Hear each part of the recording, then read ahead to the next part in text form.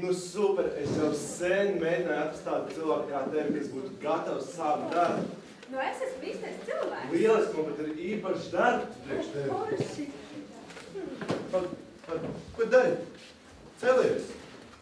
Kā? Mēs te gribējām iet kaut ko darīt. Bet es te vienmēr sēžu. Nu jā, bet man ir vajadzīgs kaut kas vairāk par šo.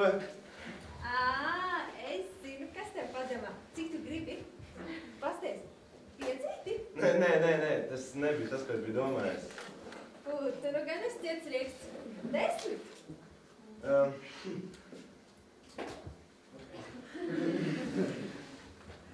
Jā, Agri, ir labi, ka tu gribi dot, bet man ir padomā, ka tu varētu vadīt bībeles studijas kādai jaunākai meitenei. Zini, Jēzu, man tā vispār nepatīk mācīt cilvēkus un tā satikties ar viņiem un vispār es ar tādām lietām nenodarbojos. Tu zini Andu virtuvē? Nu jā. Nu, es gribu, lai tu viņu aizved pusdienās, lai tu viņai pastāst par mani.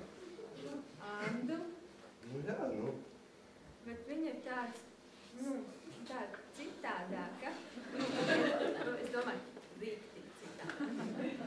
Nu jā, nu es zinu, jā, bet es gribu, lai tu viņai pastāst par mani, lai viņa arī var uzzināt to, kā tas esmu.